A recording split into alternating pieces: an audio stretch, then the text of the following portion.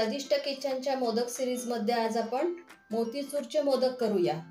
खूप मोजक्या साहित्यामध्ये हे मोदक होतात। यासाठी मी 2 वाट्या बेसन, 2 वाट्या साखर, एक अर्धी वाटी डिसिकेटेड खोबरं घेतलेलं आहे।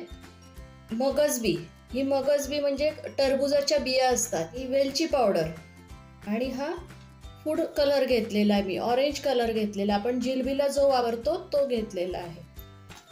चला तर आता आपण बेसन भिजवूया। एका बाउलमध्ये बेसन पीठ घेते आता। त्यात लागत लागत पाणी टाकायचं, खूप घट्ट करायचं नाही आणि खूप पातळही नाही करायचं आपल्याला ते।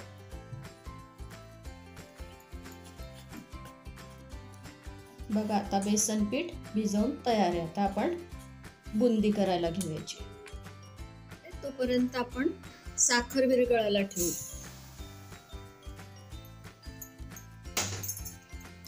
साखरेत बुडेल इतपतच पाणी टाकायचंय फक्त आपल्याला।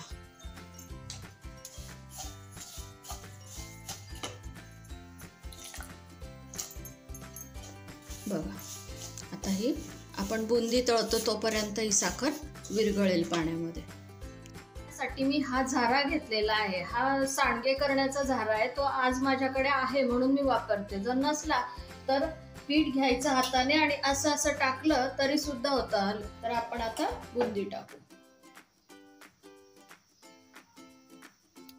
पीठ बरोबर भिजलेलं आहे।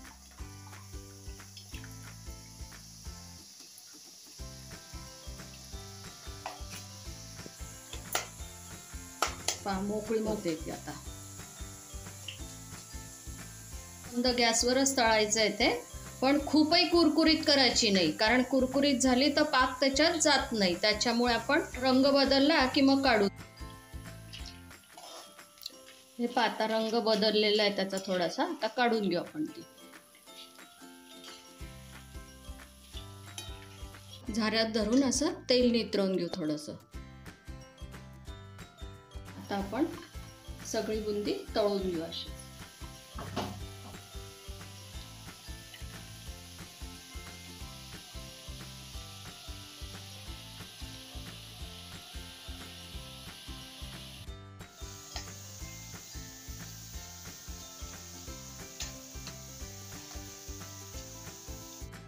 सगळी बुंदी आता आपली तळून तयार आहे। तर आता आपण पाकासाठी साखर विरघळत ठेवली होती तर ती आता आपण गॅसवर ठेवू।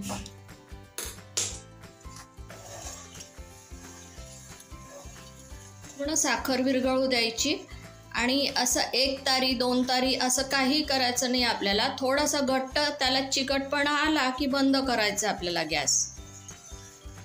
बुंदी पण आता थंड झालेली आहे, ती आता मिक्सरच्या भांड्यात घेऊन आपण पल्स मोडवर फिरवून घेऊ। खूप बारीकही करायची नाही आपल्याला, अरडबरड थोडीशी ठेवायची आहे। आणि बघा आता साधारण असं झालेलं आहे पाक। खूप पक्का पाक झाला, आता कडक होतं सारण। आता त्याच्यात वेलची पावडर टाकते आणि आता रंग टाकायचा आहे आपल्याला त्याच्यामध्ये। 1 थेंबर पाण्यामध्ये थोडासा रंग टाकायचा आणि तो आता पाकात टाकू आपण। चांगला मिक्स करून घ्यायचा आणि मग तो पाकात टाकू। आता त्याच्यात आपण बुंदी टाकून घेऊ।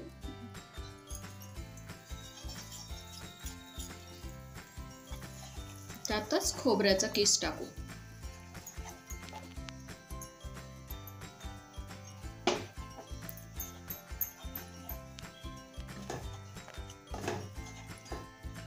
दोन 3 मिनिटांनंतर बुंदीमध्ये पाक चांगला मुरलेला आहे। आता आपण गॅस बंद करून ठेवू।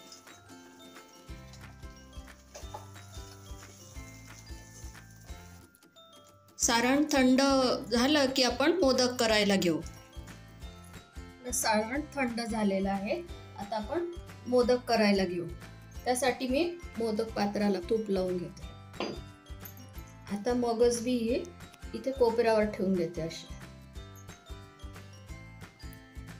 सारण भरू।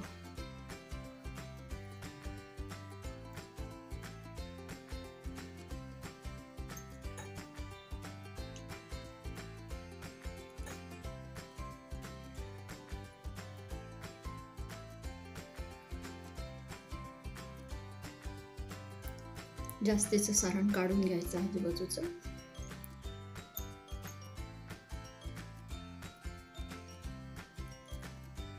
चांगला व्यवस्थित दाबून घेतला की आकारही छान येतो, कळ्या पण व्यवस्थित येतात त्याला.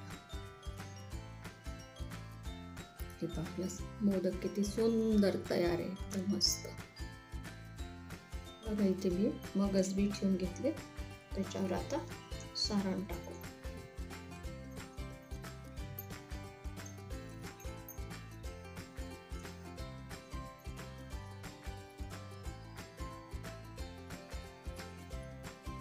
किती छान तयार झाला आपला मोदक.